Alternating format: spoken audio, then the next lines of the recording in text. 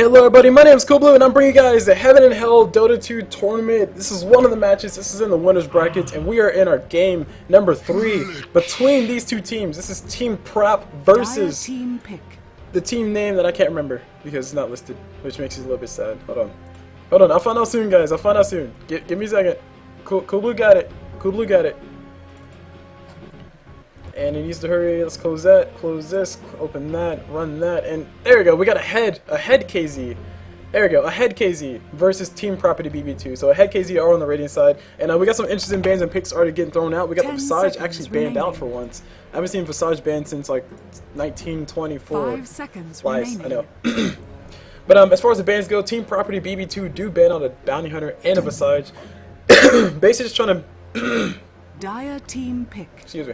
Basically just trying to make sure Bounty doesn't get into the pool because I don't know, it might be a respect ban from the first game, which I totally missed. I do not have that game to present to you guys, but might be a respect ban, might be a we just don't want you to have a good mid game ban.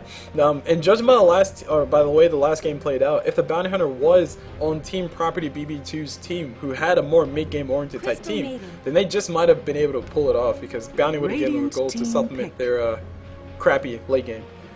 But anyway, that said, he's banned out. Visage is banned out as well. He's very powerful support to have. Free damage, and also his familiar stuns are really nice if he can chain those well. Moving on to Pugna.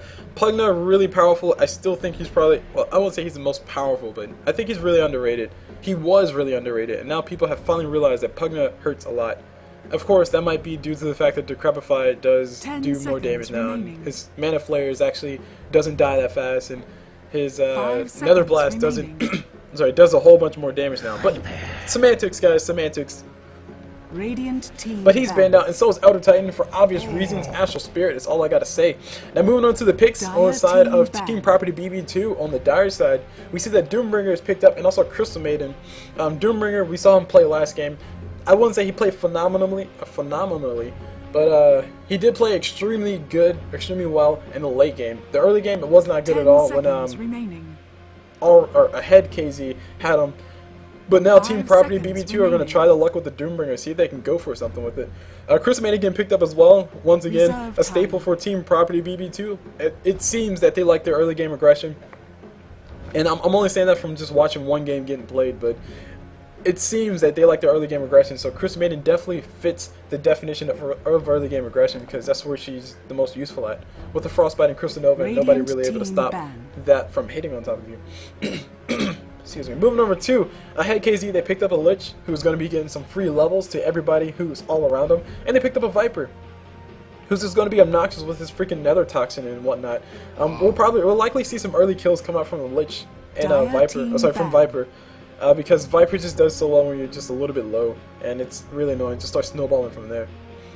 And speaking of snowball, we see ourselves the formings, not necessarily the best of formings, but a slight forming of a snowball lineup coming out from Ahead.kz because they had the Lich, who can just give free XP to whoever he's in lane with, and they also have the Viper. Who, if you could just get him some early levels, give him that advantage, then the enemy team just can't do anything to stop him because he just gets his items like he gets a fast Vanguard and it's hard to kill him. And then afterwards he gets himself something like a Mantis Down, just becomes extremely annoying because his illusions get his corrosive skin. That said, we'll think about that a little bit more once we see more picks, but I'm just gonna go on the record and say that. As far as the pick on the side of Team Property BB2, they picked up a Weaver, really nice person to go in or weave in and out of these fights. I think he's a decent person versus Viper. He should be able to do enough damage to kill Viper with just right clicks as opposed to relying on sustainable damage over time type things. But I don't know, we'll have to see. It'll be the battle of like the bat thing versus the insect, the mutant insect. As far as the bans go, Team Property BB2 do ban out a Mirana. They also ban out an Alchemist, and I do like the fact that I'm seeing the Mirana ban out because last game Ahead.kz did a great job playing out Mirana. Basically, what they did was they just used Mirana as like a roaming type thing. Eventually, they got to it. Early, they were trying to keep her in lane a little bit too long, I think. I don't think Mirana started roaming early enough, but they kept her in lane. And she didn't really do all that well. But late game, I mean, she got herself an MKB, Mask of Madness, and pretty much all she had to do was show up next to someone like a Gyrocopter who does have a decent amount of HP, throw an arrow at point blank range, which is a 0.5 second stun, and then just pop Mask of Madness and just go for right clicks, and she killed him and it was pretty impressive, and it was pretty awesome. And if you guys haven't seen that one, go check out the last match. It happened somewhere in there. I don't remember exactly when, but it was pretty awesome. So basically, they're just trying to make sure that they don't have the Mirana. And also, you have to consider the fact that Mirana ulti does make it a little bit harder to be aggressive. Because you don't know if the team's going to wrap around the backside. You don't know if, like, if you're missing 3 people on the enemy side, you're like, oh crap, has Mirana ultied? Or, oh crap, where's the rest of the team? I don't know if they're smoked up or if they're ulting from Mirana. And Mirana's like a free smoke gank, so having her banned out, I do like that. Alchemist banned out, just respect ban from last game. I do agree with that one too, because Alchemist did do quite a bit of damage, but Doombringer I think was the main one, and he's actually picked up by Team Property BB2. Moving over to the bans on the side of Ahead.kz, they banned out a Bristleback, and they also banned out a Clockwork.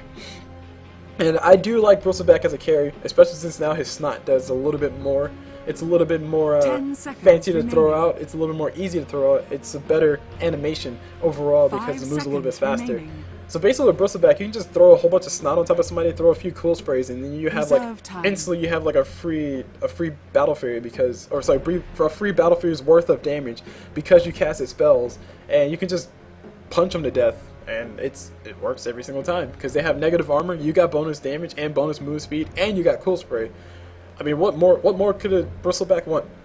So Bristleback being banned now, he's a very scary carry if you do decide to play him that way. I've seen him play like that once, and it was extremely scary because I was a support and I died like in 3 hits because he had a few cool spray stacks. Anywho, enough of my reminiscing.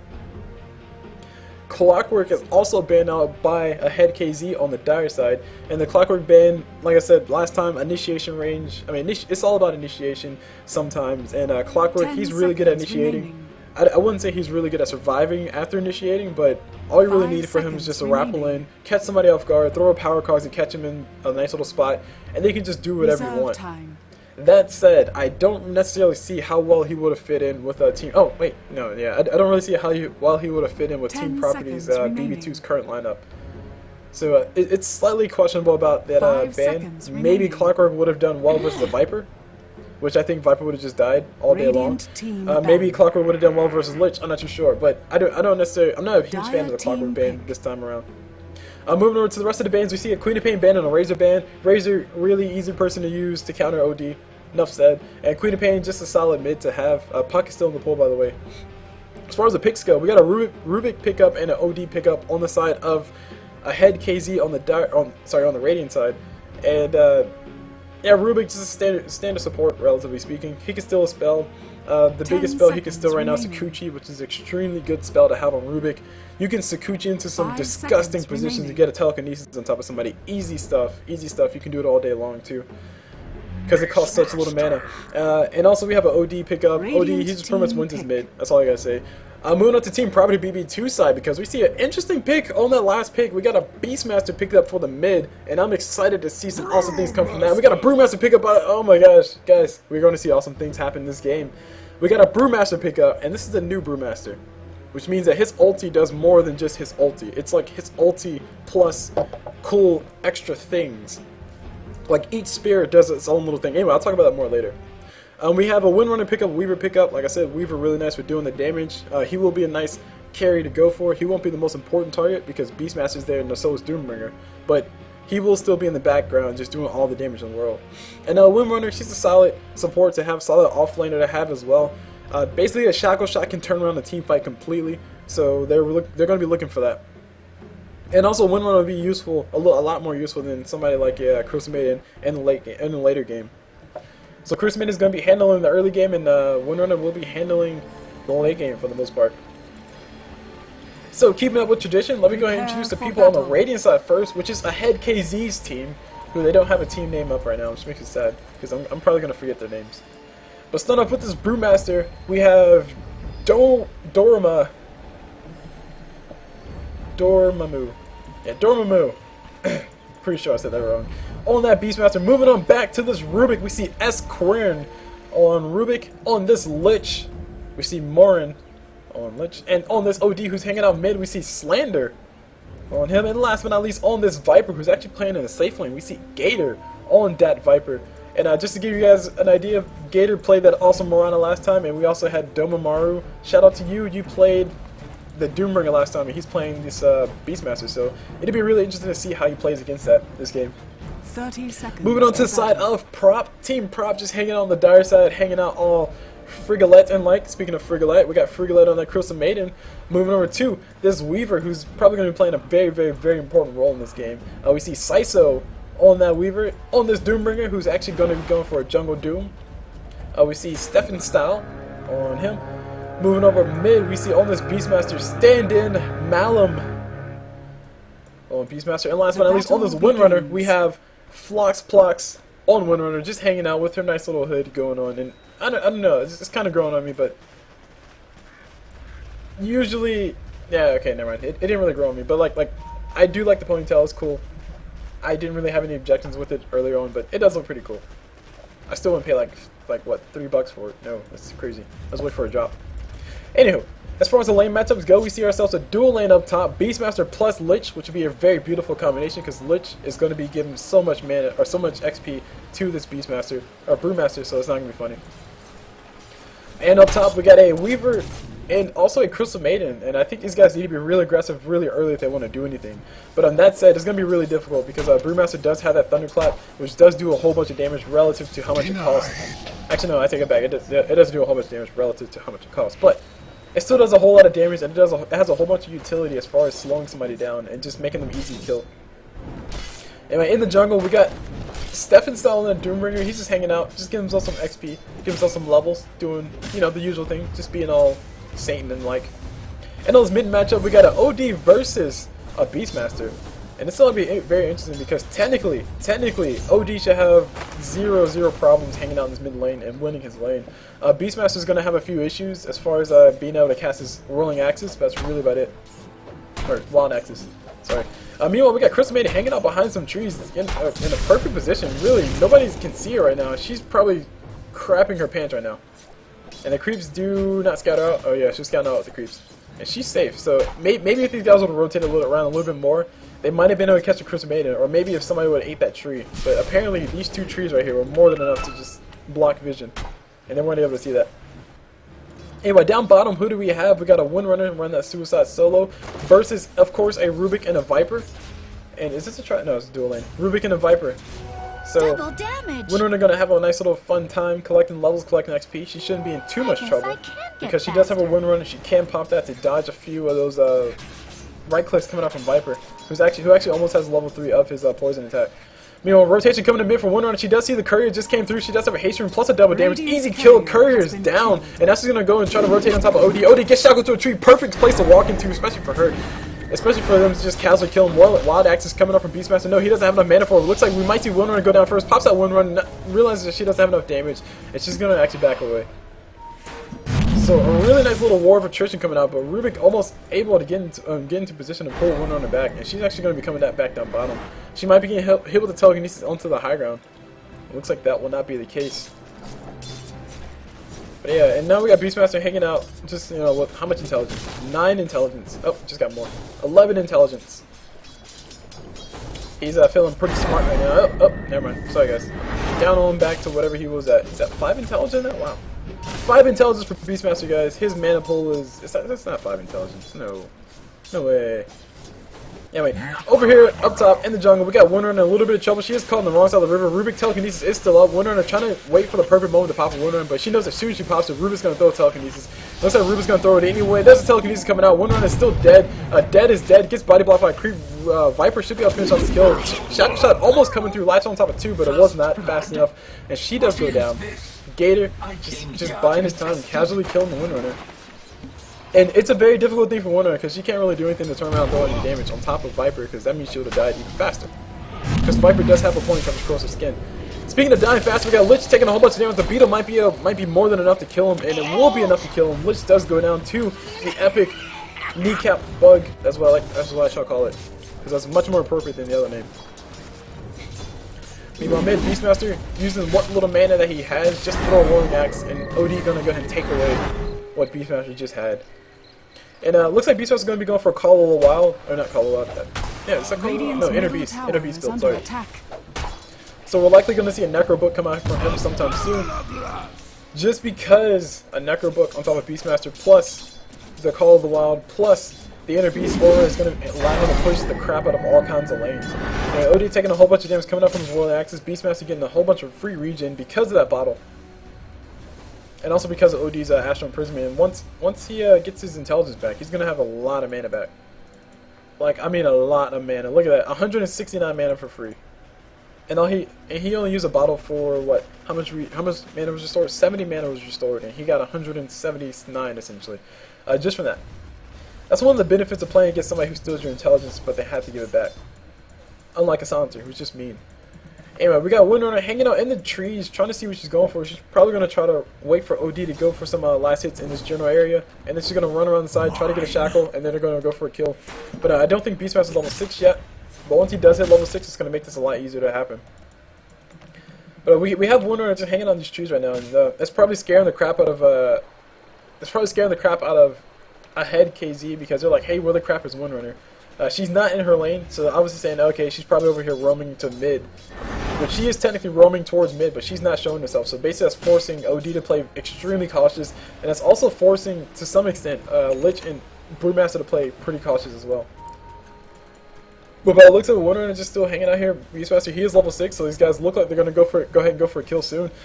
Windrunner getting into position, OD getting himself a nice Astral Imprisonment, does reveal the fact, or Windrunner does reveal herself, and the pings do come mid. TP does come mid as well. That's TP coming up from Rubik. Trying to make sure nothing stupid happens, trying to also make sure everybody backs away. And these guys should be fine.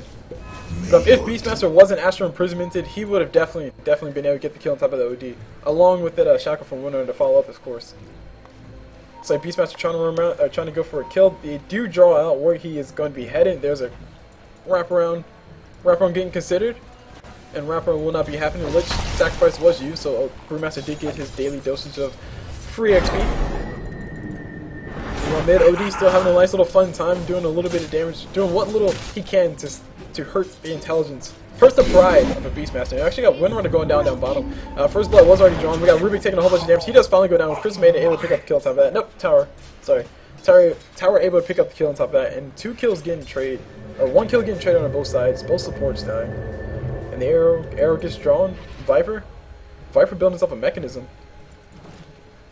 So as far as the rest of the items go, because I'm interested to see what's going on, we have ourselves Ring of Health on both Weaver and Doombringer. So Doombringer going to be going for a fast Vanguard, and Weaver going to be going for a early Lincoln Sphere, which means that he's not going to really have all that much damage really, but it'll be a nice thing to have. It's really nice to have a Lincoln Sphere versus somebody like a Lich, or maybe even somebody like a Viper. If you can just block that ult. Actually, no, more so OD, because that's a little more fun. Meanwhile, down bottom, oh my god, so much going on, but my computer just, oh, okay, my mouse just did a weird thing. Rubik did go down, he did die to creeps. Yet another creep kill claimed. So the creeps doing a really good job on both sides. Big props to the creeps, especially you, Cardi, hanging out in the back, always doing your job. Good job, bro, good job. So as far as the gold graph goes, it shows that the gold, it's not really all that big of a difference. This is basically first blood gold, essentially, going the way of Team Prop, which they did claim first blood, if I'm not mistaken. Radiant's so, middle tower makes sense. is under Meanwhile, attack. XP graph, it's not really going anywhere just yet. Everybody's still in the laning stage, and we got up top, these guys are collecting some extra XP. Brewmaster, already level 6. Thanks to Lich's sacrifice. And we see Weaver relative to Brewmaster. Weaver's been in solo lane all by himself, and Weaver's only up by maybe 1 whole entire level. So relative to what they're going up against, if you put things into perspective, it's a dual lane versus a solo lane, and Brewmaster is essentially only 1 level behind as opposed to 2 levels behind. So it's really good. He's doing a really good job. They're doing a really good job up top on the side of Ahead.kz on the Radiant side. So really good for them. It looks like they want to be a little bit aggressive on top of Weaver. Try to force him out. Try to force him to do something, but they're trying to whittle him down. If they can just whittle him down low enough to get the kill. But the only issue that they're having is that they have to deal with the fact that he has a Ring of Health. And all Weaver has to do is just keep playing his hit and run game, and he should be fine. Meanwhile, down bottom, Viper's in a lot of trouble. He did get hit with the Beastmaster ultimate, which I totally missed the initiation of, but it doesn't matter. It did happen. OD finally got him pulling himself an Arcane Orb. He's going to try to go for kills with Beastmaster. We actually have no intelligence right now. No mana right now. OD is going to do a little bit of damage on top of Windrunner. Free kills, free. He does get the kill on top of Windrunner. Beautiful timing on top of that. Beautiful timing on top of that. He's going to try to go for kill on top of Beastmaster, but no. Beastmaster going to be able to survive long enough. Chris made it showing up just in time, just in the nick of time to keep him alive, and Beastmaster will be backing up just in time as well.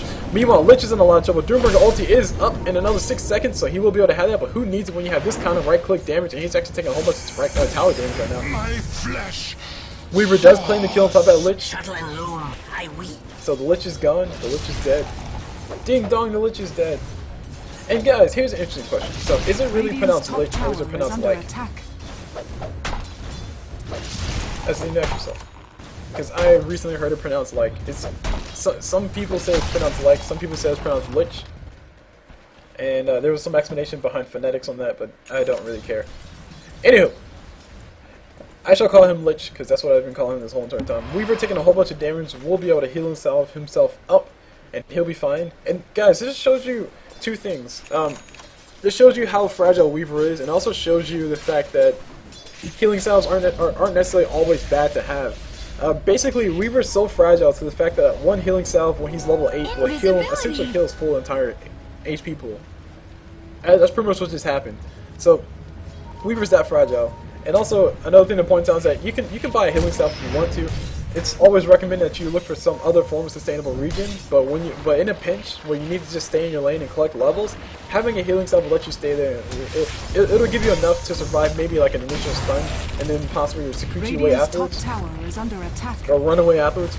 But I do not agree with the mentality that you should invest a whole bunch. And speaking of invest a whole bunch, we got a whole bunch of resources coming up top. 4 people up top, just gonna bum rush the crap out of Weaver. Weaver in a lot of trouble. Central Ward does get placed down. Weaver does get hit with it. Oh my gosh, there we go. He does get hit. Beautiful ulti coming up from him. Beastmaster does have another clap in a few seconds. They will not be able to catch up to him. Weaver really going to the very end.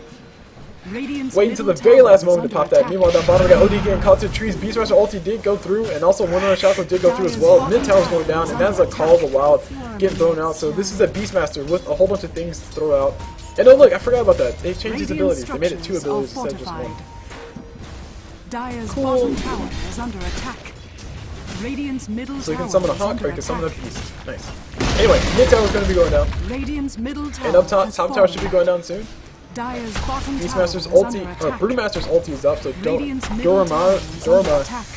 ready to use that if you, in the moment's notice, but this tier 2 tower might be going down here very soon. And yeah, Beastmasters will be able to help these guys out because the creeps are attacking significantly faster because of that energy. Dire's structures And so is everybody else. are Weaver getting a whole bunch of attack speed, and Beastmasters creeps are getting a whole bunch of attack speed.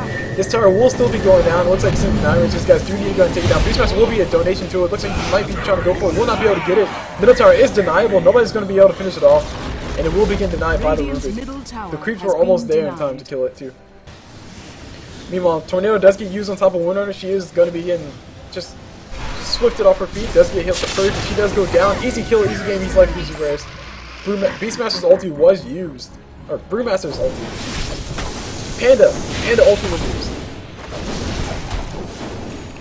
But they were only able to claim 2 kills, so I guess it's somewhat worth it. Panda ulti was used in exchange for a Beastmaster ulti in a tower.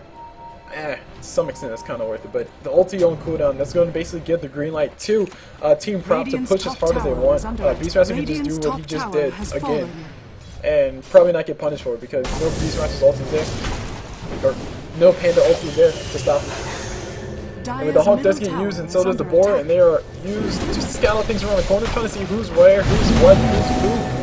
Mechanism does get popped. The Mechanism is up on Viper, of course, and now we got Brewmaster in a little bit of trouble. Does get caught out. He will get a Brewmaster run away. Ulti comes out from Doombringer on top of OD, but it's not going to be before the ulti comes out from OD. A lot of damage coming forward. Lich ulti bouncing around the backside. Rubik stole the ulti of Doombringer. Doombringer getting caught with his own ulti, but he's healing out quite a bit. Coming out from his orange carpet. Meanwhile, we got Lich getting body blocked like a balls. One runner going to be able to help finish off that. Meanwhile, Rubik does die to the Crystal Maiden, and people are dying everywhere once again, just like last time. And now we got somebody trying to go for the right click damage on top of Viper. Viper almost going down. Power shot almost in time, guys. Almost in time for that power shot. And the Beetle does go down as well. So everything just kind of ending in a fantastic fashion of dead people and bodies and panda bears and dead bodies and more like Lucifer, whatever. Whoever else you want to throw into that pile of things that just happened. And essentially, Team Prop did win that fight. I think it was the main reason was because Brewmaster's ulti was down. To be quite frank, Ahead.kz can't really do much when Beastmaster's ulti or Brewmaster's ulti is on cooldown.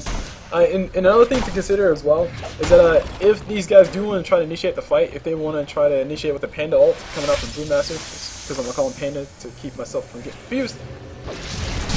If they do decide to initiate with that, they have to always worry about the Beastmaster roar, especially once Brewmaster buys himself a Blink Dagger, because he's going to be looking to blink in and then pop a ulti, or pop a clap and then pop a ult. And in all the time it takes him to throw in a clap and then pop a ult and then pop another clap as well, Beastmaster can have more than enough time to pop an ult and tell him to kill him, and they can easily kill him before anything happens. So a lot of popping of ultis is happening. I don't know if you guys have gotten that trend. Anyway, Melon down bottom, we're going to hang out, go for some more creep kills. Why the freaking not? The Eagle was able to scout this out. Yeah, the Eagle was able to scout this out, and we got TP coming out from Windrunner. She's going to be getting GTFO, and we got Beastmaster not out just yet, but he will be getting out soon. Actually, he has no TP scroll. Never mind, he has no TP scroll. The wraparounds did come through. They're trying to go for the cutoff over there, but he's very smart, so didn't walk that way. And taking a really fast look at the items, because Doombringer has himself a Vanguard, which means he's really survivable. Actually, hold on, down bottom, we got somebody trying to run away. Beastmaster trying to run away from Viper. He will be able to buy himself a TP scroll. Viper going to go ahead and give up, because he knows he can't kill him fast enough. Maybe if he... Yeah, he threw his ulti already. So I said maybe if Beastmaster was that low, and then he threw his ulti, and then he started throwing right clicks, he might have been able to get the kill because of Nether Toxin. But that's it, he doesn't have that many points of Nether Toxin yet, so... Bonus damage is not going to be doing too much. Sad.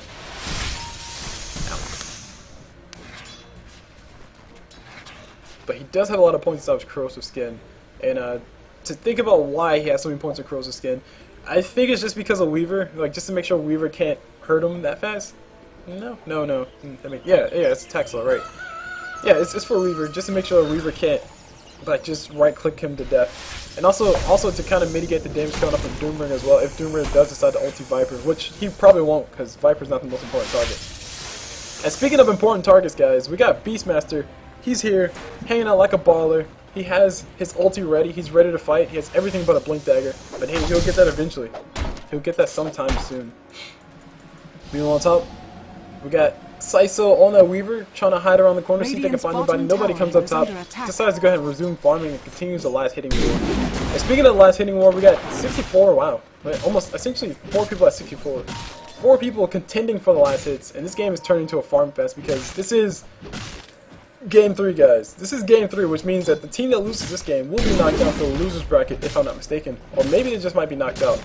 I'm not too sure exactly where we are in these brackets, but I do know the upper brackets are best of 3, and the lower brackets are best of 1. So both sides are more than happy to take their precious time, collecting their items, collecting their gold, and preparing for the battle that's pending.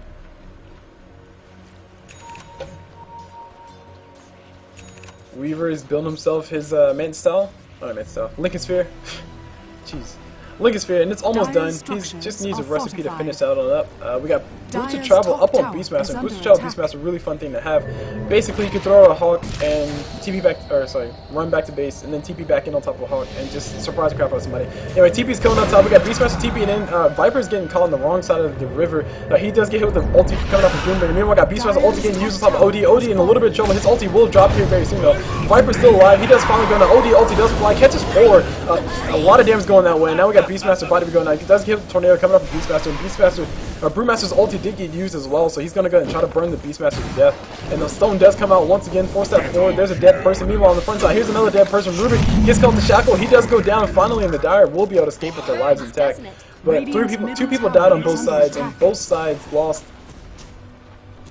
Nah, I take it back. I was about to say both sides lost an equal amount, but Rubik definitely not worth the Weaver death. Radiant's middle tower is under attack.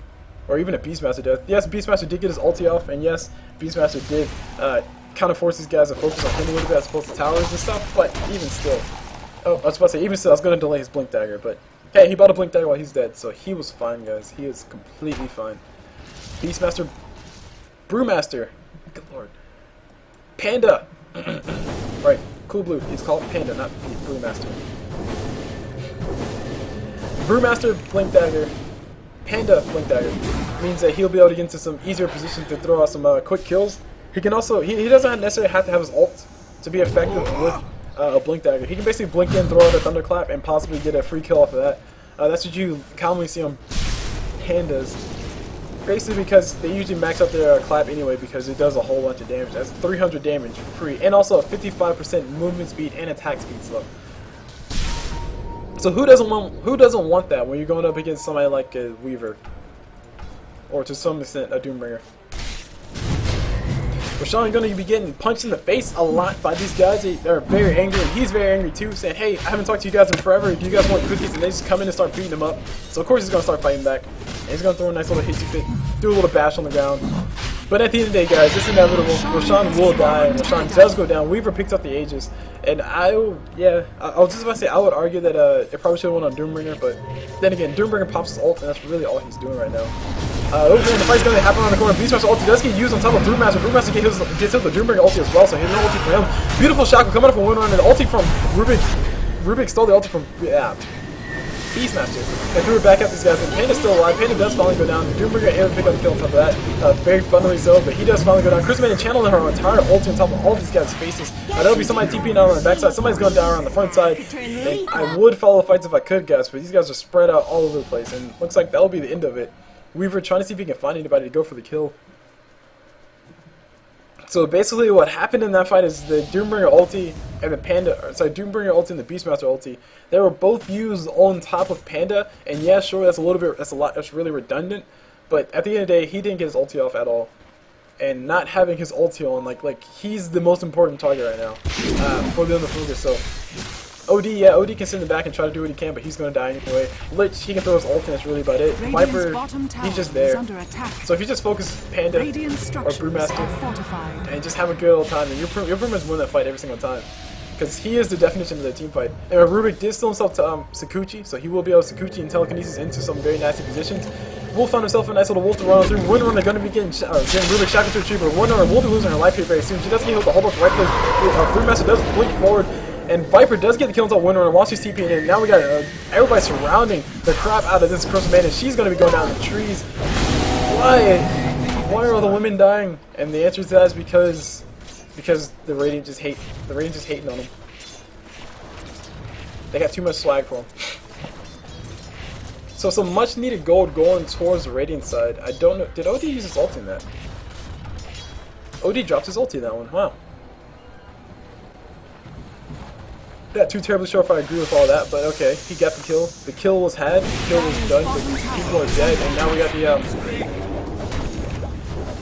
now we got the tower getting torn down bottom. This will be a third tower claimed by the Dire side, and essentially they're down by one tower, so they can't keep pushing to go for this tier 2 tower, which they will more than love to fight right now because Brewmaster's ulti's up. Beastmaster's ulti is up, but he's not here. He has a blink dagger too.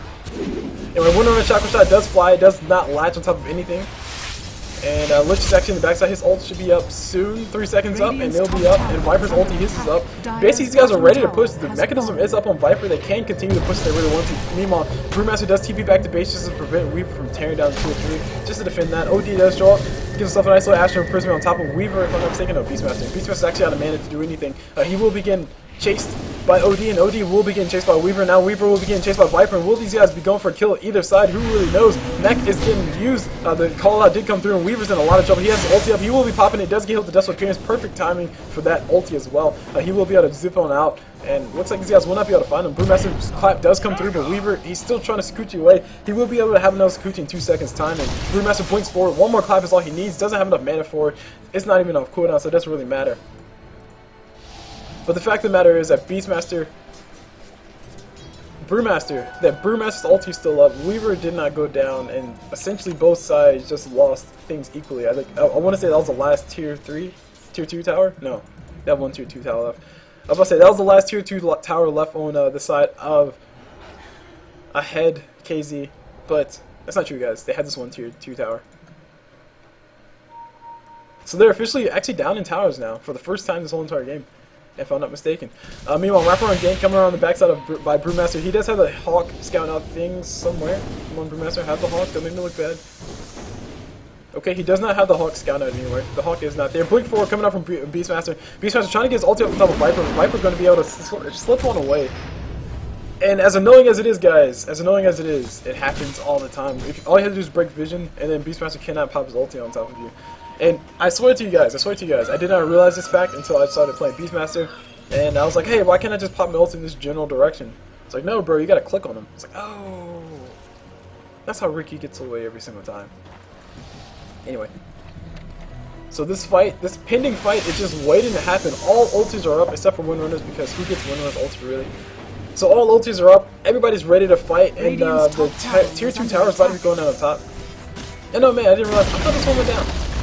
Okay, there you go guys. This tower is officially the only tier 2 tower left for the Radiant. So the towers are actually tied. And now Team Prop finally have a lead.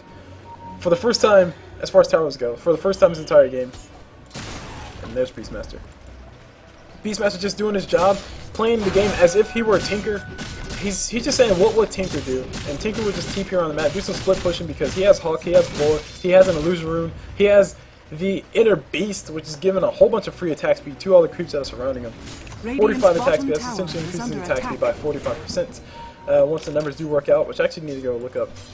Anyway, Aegis will be expiring here very soon, so Weaver will be receiving a nice little heal on that, and I'm actually kind of excited to see that. I know, right? Of all things I'm excited to see Weaver heal. Because I haven't seen it happen, guys. I haven't seen the mechanics yet. Not yet. So I'm going to stay at Weaver until his Aegis runs out. It should be running out very soon. 6 seconds over here claimed. 5, 4, 3, 2, 1. And there's a heal. Wow, that's pretty cool. Oh. And Dota tooltip? Okay. Okay, Dota. Okay, Valve. I understand. So there you go, guys. You guys just seen Aegis get used for healing, as opposed to killing, or dying, or reviving. And Rubik coming forward with a nice little Sakuchi, trying to see if he can catch anybody. Will not be able to find a Rubik, or will not be able to find anybody. Actually, no, he will be able to find somebody. He finds a Windrunner. Those are telekinesis. I don't think he'll be able to do much on top of that. He doesn't have any shackles from her.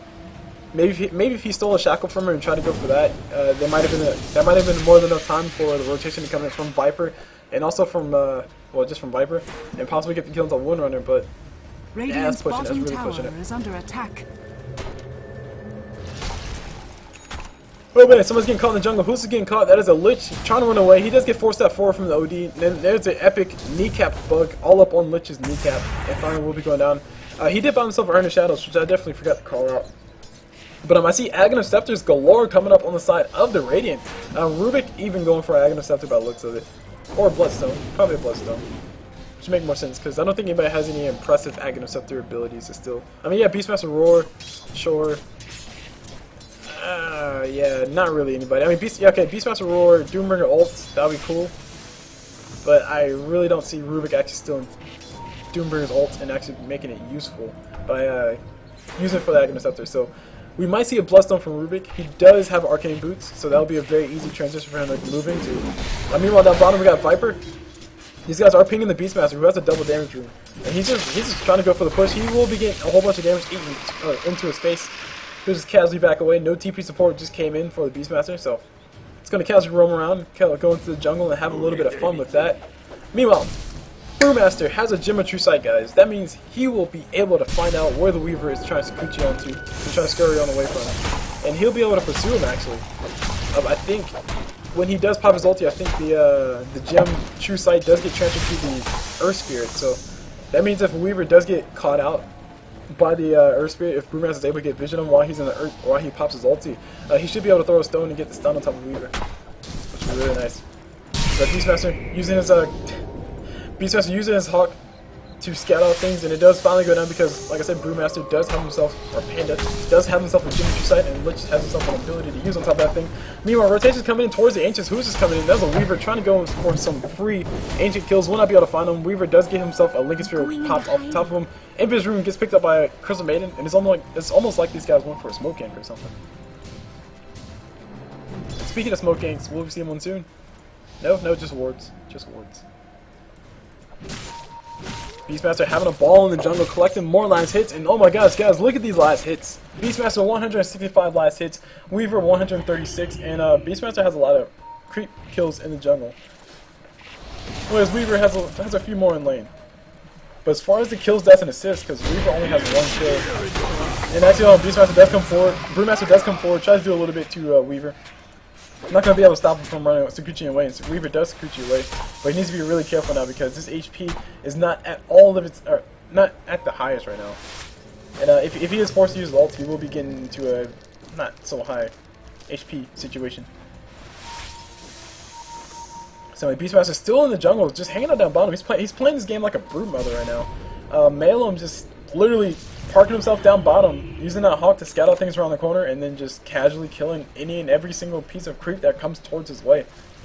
So basically, it's forcing Ahead.kz on the Radiant side to just basically always worry about being within reach of this area, which means that they can't really push his top lane all that safely. Well, they could try, but it's not going to be all that safe to push it, because they're probably going to lose this tier 2 tower down bottom, which is really, really, really low. And it's their last tier 2 tower. Actually, moving on to the bottom, we got Beastmaster finally getting caught up. Those ulti on top of Weaver. Oh, sorry, those ulti on top of Lich, and there's a Rubik still on top of Beastmaster ulti. That would be a beautiful thing to have in the next team fight. If Rubik had a Blink Dagger. If Rubik had a Blink Dagger, guys. Nope, he has an Ogre Club, so he's going for Aghanim. So he's playing this game as if he were a Beastmaster. He's actually going to TP back to base. They want to go for a kill on top of this, on top of Weaver. They're going to need an Astral Imprisonment into a Roar, but no Roar will be coming through. Rubik trying to march on forward, trying to shoo the Weaver on away, saying shoo, you get away. And ooh, items, because I just realized there's a BKB up on Weaver, and there's a BKB up on Doombringer. And this is the part where you guys say, there's a Doombringer in the game? And I say, yes guys, there's a Doombringer. He's just been hanging out in the jungle, 21 gold up in his inventory, up in his stash. It looks like he's going straight up for a heart afterwards. Or if he wants to be, you know, if he's so inclined, he could go for a Radiance. Which would be pretty sexy to have versus somebody with a Blink Dagger like a Beastmaster, or like a Brewmaster. And just for all those who don't know, basically, if you get hit with a Radiance Burn Aura, you just don't. Oh, wait, no, he bought a BKB? Oh, he bought AC. Right, okay. He bought AC, never mind. He wants armor. But anyway, like I was saying, basically if you can get the Radiance Burn on top of somebody who has a Blink Dagger, you disable their Blink Dagger. So it's really nice for doing that. And it'll make Brewmaster have a little bit more difficult time trying to initiate these fights, as if he wasn't having trouble already. And speaking of trouble already, Roshan's about to be getting done by these guys. We got Doombringer going to go ahead and tank it up. He has AC. He has the armor. He has the armor necessary to survive this. Weaver's definitely taking benefit from the attack speed. So is Chris Maiden. And Roshan getting some negative armor going his way. Going to go down here soon. Beastmaster forced uses ulti mid, and Brewmaster forced uses ulti mid. Beastmaster not using his ulti because Brewmaster not using his ulti. But yeah, Beastmaster. No, Rubik used the ulti. Right, Rubik used the ulti on top of Windrunner. Not sure how valuable that was, but hey, it does have itself a low time cooldown, and Rubik doesn't really have it for all that much longer. But Roshan did go down. Aegis did go to Weaver, if I'm not mistaken. So it's not going to be all that easy to kill him. Meanwhile, we got Brewmaster going forward, popping his ulti. He wants to go for the team fight. Team fight will be breaking out. TPs do come in. Beastmaster's here. Beastmaster has his ulti up. He can't drop it. He has a Necroblick as well. I mean, he's getting burned to death by the spirit. He will need to drop it on top of something more. Meanwhile, on the front side, we got OD's beautiful ulti dropped on top of 2 people. Lich ulti still bouncing around, doing a really good job of just dishing out damage, but nobody's really dead just yet. Weaver almost getting forced after the Roshan pit. That would have been sexy if that would have happened, but it did not happen. Meanwhile, TPs do come out. Everybody's able to get out except for Lich and Panda. And it looks like Panda died in ulti form. This is not the best of things that you want to happen. And the Radiant can't really defend right now. They have Viper, but Viper just bought himself something shiny. He's bought himself a Aghanim Scepter. I think he just finished it up. And he's going to be moving into a Mance down here very soon. But with the Necro Warriors down, I mean, yeah, it's going to be a little bit of trouble to push it fast, but they can still push it pretty fast because they have the Beastmaster. Who needs Necro Warriors when you have Beastmaster? Actually, Beastmaster going to come forward, blink forward. Beautiful ulti on top of OD. OD in a lot of trouble. Ulti coming out from Doombringer as well. BKB getting popped by Doombringer. He wants to go for the man fight. These guys are going for the final push. The Greater Good is what they're fighting for right now. It looks like Gator on that Viper is going to say fight against him. Say, hey bro, I am Gator. You guys are not Greater. And I don't know where that was going. But anyway, it was going somewhere, but not even intelligent. Doombringer will be going out here. No way for him to actually run away. He's actually going to turn around, try to go for kills out Rubik. Not going to be able to claim too much. And now we got Weaver on the run. Weaver Aegis is up, so he does have those 2 hearts. Well, not 2 hearts. Yeah, never mind. Sorry, guys. I've been watching too much Netflix TV shows.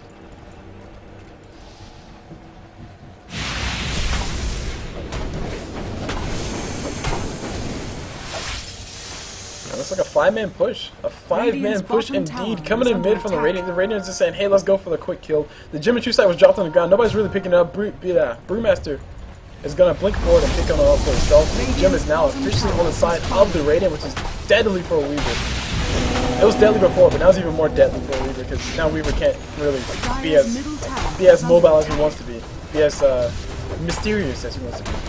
But the tower will be going down. Who needs a Beastmaster aura when you have just 5 people punching all at once? Speaking of Beastmaster, Beastmaster's actually here. It's going to TP on out. No Necrobook units getting thrown out to continue the push because he knows OD's here. And actually, OD is a really nice person versus summons, yes, but not when everybody's stunning the crap out of you or just focusing you and just making sure that you can't do anything anyway.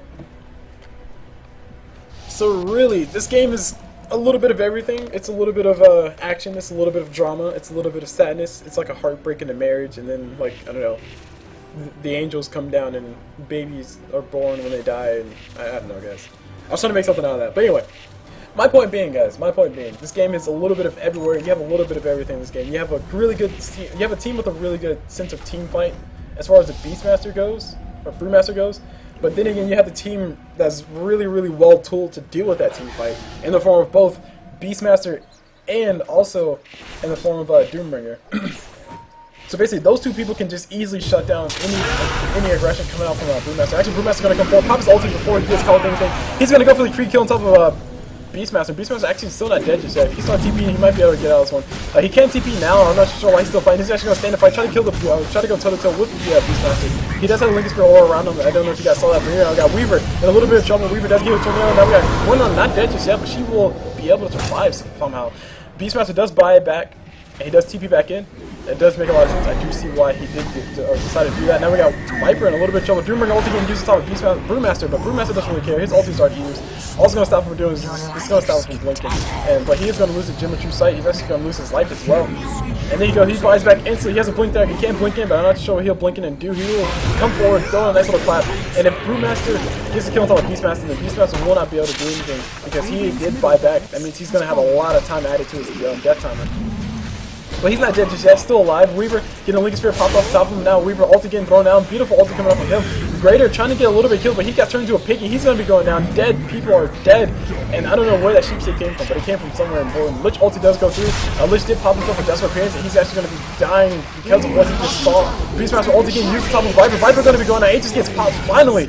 But it doesn't really matter. The Dire are still healthy right now. They're all pretty darn healthy, and the Radiant have bought back essentially everybody. Weaver gets telekinesis into the fountain, but he is fine.